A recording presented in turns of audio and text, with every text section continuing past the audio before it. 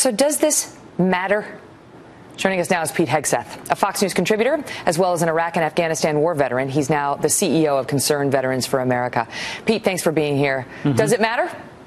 Megyn, it definitely matters. History matters because it frames what we do in the future. I mean, with Vice President Biden, they say that victory has, John F. Kennedy said, victory has 100 fathers, defeat is an orphan. I mean, when he said that yesterday, he was still considering whether he was going to run for president. And he wanted to be the guy, in hindsight, who said, Mr. President, I thought you should do it, and I believe you should do it, especially in making sure he was on par with Hillary Clinton. So this is political expediency. This is rewriting history to make it look like he's on the right side of history. As it pertains to the bin Laden raid. As far as Donald Trump, he is just flat out changing his position and frankly, I think falling into the narrative of the left. And he's done this time and time again. On Iraq, the whole thing is a disaster. He ignores the surge. In Afghanistan, he's so militaristic. He's got to be for something. So he's got to be in Afghanistan. But yet he wouldn't tear up the Iran deal, and he thinks he can work with Putin. It looks a lot like Barack Obama's foreign policy. He's going back and forth. He's been good on a lot of domestic stuff, but internationally, I don't know where Donald Trump is. I mean,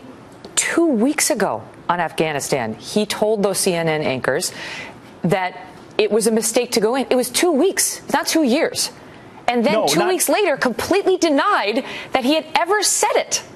No, it's unacceptable. It shows, I think, a shallowness and an understanding of that region and the implications of words on the international stage. Also, he said, what are we going to be there for 200 years? That's very similar to what Obama said to John McCain in 2008 about Iraq. What are we going to be there for 100 years? It's a straw man argument that doesn't actually look at the strategic ramifications of finishing wars properly. And as a result, he devolves into the whole Iraq war is a disaster, and we shouldn't be in Afghanistan as well. And then he realizes, well, that's not a great position. So 2 weeks later, he tries to make us all pretend like, no, I didn't say that. I said I want to be in Afghanistan. That's not clarity. That's not leadership. That's waffling back and forth on really critical issues, especially for guys that have served in those places and believe in the legacy of finishing them properly. And then you've got Hillary Clinton, who, depending on who you ask, may or may not have done the same thing. Listen to what she said about the bin Laden raid versus what the vice president said about how it went down just yesterday.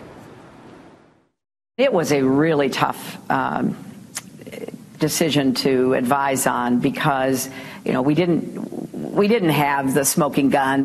I was one who recommended to the president that he go ahead, and his advisors were split. There were only two people who were definitive and were absolutely certain. Leon Panetta said go, and Bob Gates, who's already publicly said this, said don't go. So now people are accusing her, along with Vice President Joe Biden, of some sort of stolen glory, trying to get in on these decisions that sent men, in that particular case, into harm's way. And it worked out well, as we know, with the Abbottabad raid. But thank God, after the fact, to come out and say it was all me. And this is not just your average political lying.